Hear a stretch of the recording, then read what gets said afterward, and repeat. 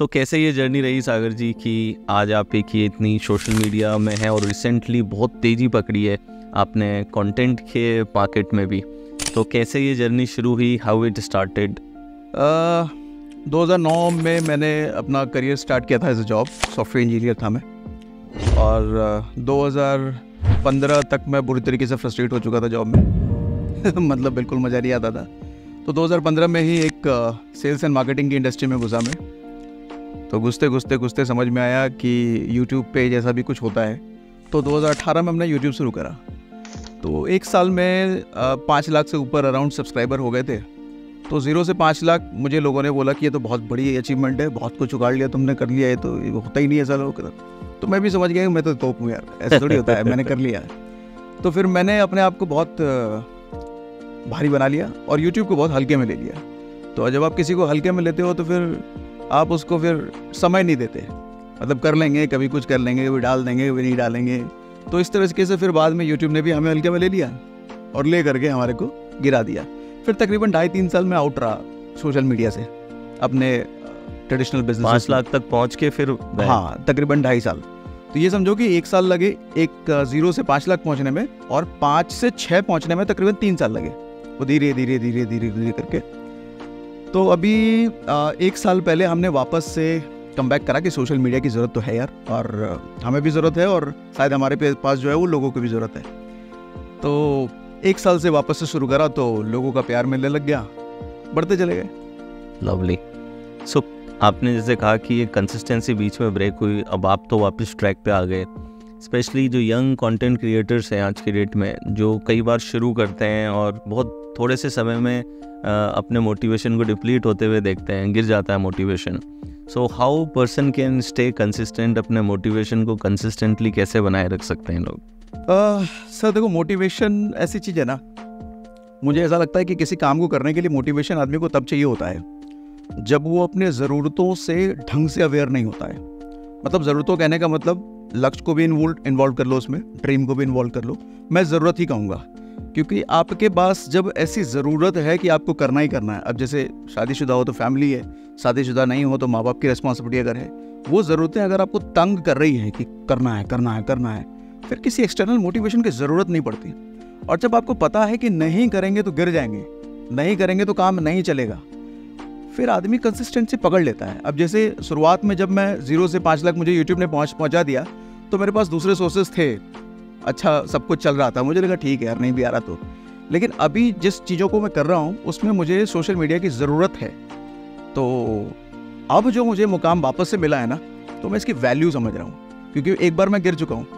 तो जब आदमी किसी लेवल पे पहुँच के जाके गिरता है ना, तो उसकी वैल्यूज़ तब उसको रियल में समझ में आती है। कहते हैं ना कि आज़ादी की वैल्यू वही समझ सकता है जिसने गुलामी देखी हो।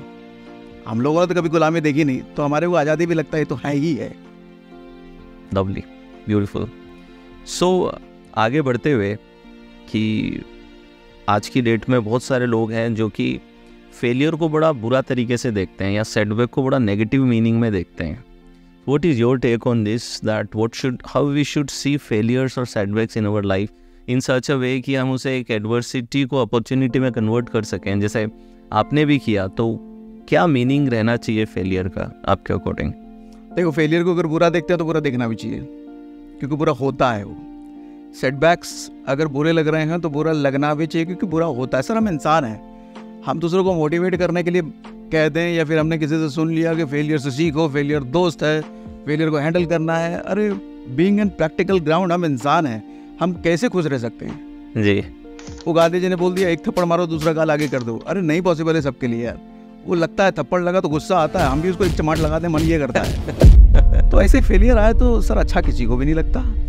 बट ऑन प्रैक्टिकल ग्राउंड ये समझने की ज़रूरत है कि हमारे को जो मिला है सर, उसके लिए हरकत हम ही ने करी है, किसी और ने नहीं करी। समझाता हूँ, जैसे अब +2 में मैं एक बार फेल हुआ था, तो +2 केमिस्ट्री में फेल हुआ। अब मैं इसके लिए किसको ब्लेम कर सकता हूँ? मेरे कॉलेज को, मेरे टीचर को, मेरे फादर को, मेरे बुक्स को, मेरे रिसोर्सेज को। अगर मैं ये सब करता हूँ तो मैं बहुत बड़ा बेवकूफ़ हूँ, इडियट हूँ। लेकिन अगर मैं ये समझ पा रहा हूँ मैंने हरामखोरी करी, मैं अगर पढ़ाई कर लेता तो नहीं होता ना। तो अगर मैं ये मान रहा हूँ और एक्सेप्ट कर रहा हूँ तो अगली बार मैं क्या करूँगा, तैयारी करूँगा।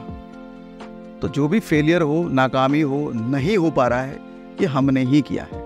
आदमी वो आगे नहीं बढ़ पाता जो इन चीज़ों का रीज़न किसी और को पकड़ लेता है। मेरे दोस्त ने किया, रूम पार्टनर ने किया, इसने किया, उसकी वजह से मेरी किस्मत ख़राब है, मेरे माँ बाप अच्छे नहीं, मेरे माँ बाप गरीब हैं इसलिए मैं भी गरीब हूँ। फिर वो बढ़ता ही नहीं कभी। राइट। तो आई थिंक एक अच्छा बैक टू बैक पॉइंट आया कि जब कुछ अच्छा हो रहा है तो then you give credit to supreme, but जब कुछ बुरा हो रहा है तो then you should not blame the people around you, you should accept it and take responsibility. हाँ, बिल्कुल सही। तो बहुत सारे लोग कंफ्यूज रहते हैं कि एक सक्सेस के अंदर किस्मत का कितना रोल रहता है, कितना रोल नहीं रहता है। कई लोग तो पूरा ही किस्मत के भरोसे बैठे होते हैं, कई लोग पूरा खुद के भरोसे मानते हैं। तो what is your take on this, what is the role of luck? किस्मत का कितना रोल है किसी भी व्यक्ति की सफलता में? मैटर करता है सर, बिल्कुल मैटर करता है। 1% ही करता है, लेकिन करता है। लेकिन एक चीज़ हमारे को ये भी समझना है कि वो जो किस्मत का 1% है ना, वो 99% जो कर्म है, जो हमारी रिस्पॉन्सिबिलिटीज़ है, उसके बाद वो किस्मत का रोल आता है। अब जैसे फॉर एग्जांपल मैं हमेशा से अपने आप को किस्मत वाला मानता हूँ। क्यों? क्योंकि जब मैं जॉब करता था, 9 साल मैंने जॉब करा, फिर जब अपना बिजनेस शुरू करा तो बहुत सारी दिक्कतें आई, बहुत सारे चैलेंजेस आए। बहुत बार मेरी जॉब गई, और जॉब तो एक बार ऐसे गई कि 2 महीने बाद मेरी शादी होने वाली है और मेरी जॉब चली गई। ओहो, अब सोचो क्या हालत होगी। लेकिन मैं अपने को किस्मत वाला क्यों मानता हूँ कि भगवान ने मेरे को हर बुरे टाइम में ये बुद्धि दिया कि आगे कैसे बढ़ना, उस पर दिमाग लगा। मेरी जॉब गई तो मैं रोने धोने नहीं लग गया। मैंने ससुराल वाले को नहीं बताया, जो होने वाले ससुराल वाले थे। मैं जब भी मेरा बुरा टाइम आता है, मैं 10 दिन के लिए कमरा पैक हो जाता हूँ, किसी से दुनिया से कोई मतलब नहीं, और अपनी तैयारी पे लग जाता हूँ। 10 दिन के लिए तैयारी पे लगा, 11वें दिन मुझे नौकरी मिल गई, प्रॉब्लम सॉल्व। तो मैं यहाँ पे किस्मत वाला अपने आप को मानता हूँ कि मेरे को ये बुद्धि दिया है भगवान ने कि तू रोने पीटने वाला नहीं है। मैं कम से कम रोने पीटने वाला नहीं हूँ। पूरा टाइम सबके साथ है, लेकिन व्हाट टू डू नेक्स्ट, मेरा फोकस हमेशा से उस पर रहता है, तो मैं आगे बढ़ जाता हूँ।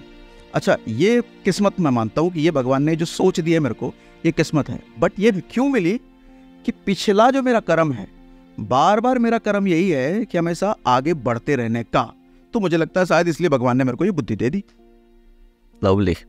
सो आई थिंक एक बैलेंस है दोनों का, मगर आप काम करते रहते हैं, वो एक्शन लेते रहते हैं, तो फिर बाद में लक को भी ऑटोमेटिकली आपके फेवर में आना ही पड़ता है, वो वाली बात है। भगवान मुझे लगता है कभी किसी ऐसे आदमी को बहुत कुछ नहीं देता जो दूसरों को कोसने वाला होता है, जो कंप्लेनिंग होता है, कभी नहीं देता ऐसे आदमी को। रीज़न ये है कि सर ऐसे आदमी को अगर राजा बना दिया गया ना, मतलब एक किसी राज्य का अगर राजा कैसा होता है, वो प्रजा की रक्षा करने वाला होता है, वो रिस्पॉन्सिबिलिटी लेने वाला होता है। अगर राजा कमजोर हुआ तो धृतराष्ट्र वाला हाल हो जाएगा। धृतराष्ट्र कमजोर था, इसीलिए तो हस्तिनापुर बर्बाद हुई।